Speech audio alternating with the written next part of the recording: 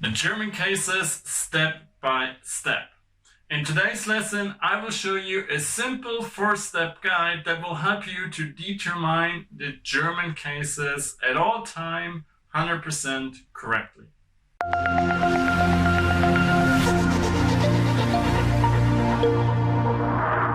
Hi, my name is Jan and I'm your German teacher here on Easy Deutsch, your YouTube channel for German grammar. Today's topic is German cases, and I won't explain you all the different cases in detail. I will show you my easy 4-step guide that will help you determine the correct cases. It will work for nominative, accusative, and dative. And at the end, I will show you a 5th step to make it work for genitive too. So let's switch into my ebook, nominative, accusative, dative, or genitive, no problem. So we are here now in my ebook about the German cases. Today's topic is the simple 4-step guide to the correct case. What I want to highlight, in order to understand this guide, you need to understand the basic principles of the German cases. So if you haven't watched my videos about nominative, accusative, dative, and genitive yet, I highly recommend you to do so. I will link them for you in the info cards in the upper right corner of the video. However, if you feel quite confident about German cases, go ahead. You can also go ahead if you still feel like, okay, I want to check this out first, and yeah, then I'm gonna watch those in order to being able to actually proper execute those rules. That's of course also possible. So let's start, because with this guide you will get the correct case at all times. Let's start with step 1. You always have to ask yourself first, where or what is the subject of my sentence? The subject is always nominative case. There is absolutely no exception from this. And it's also the most easily identifiable part of the sentence, because it's the person or the thing we are talking about, or the person who is performing the action. Let's have a look at an example here. Gibt dem Mann die Schlüssel. So he gives the keys to the man. Here we have the subject is he, and this is nominative. So he performs the action. Done. First step, subject identified. Second step, is there a preposition before the noun? If you have a preposition, that's your jackpot. Why? The preposition always determines the case. Always. No exceptions.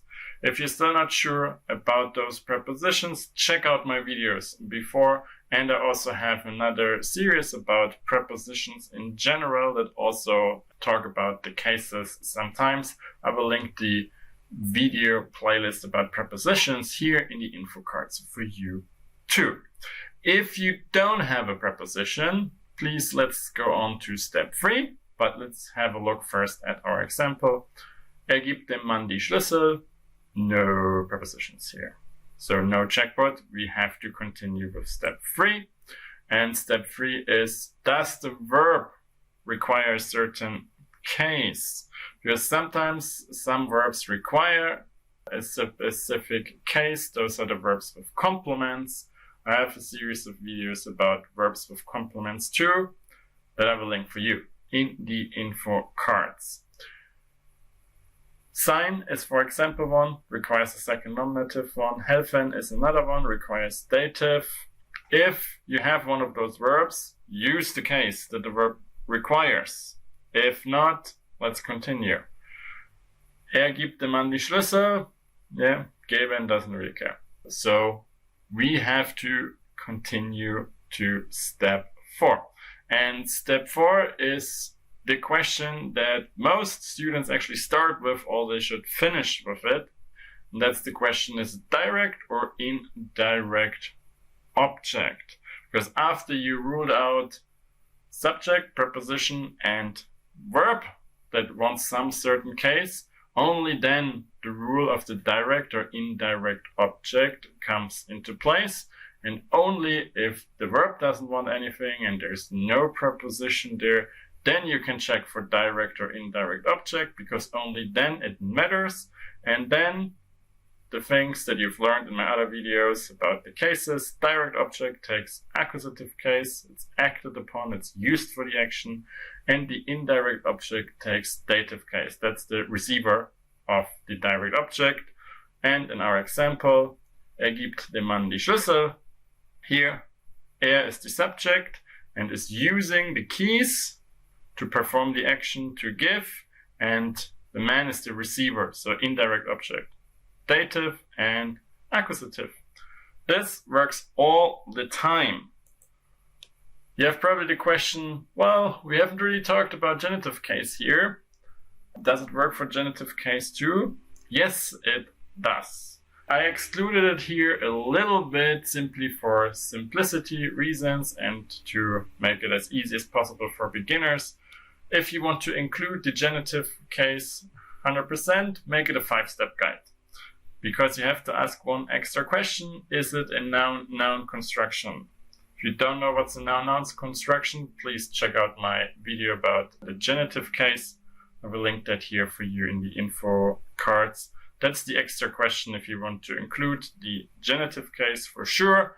And if you want to make it work even for B2 or higher, don't forget that you have to add a 6th question, which is, do we have here the certain condition that the adjective actually determines the case? But again, if you're not on B2 or higher, don't worry about that.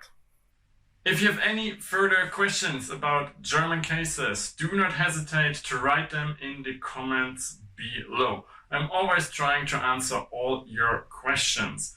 But also, if you still struggle with the German cases despite my videos, I highly recommend you check out my ebook about the cases that you've just seen in this video.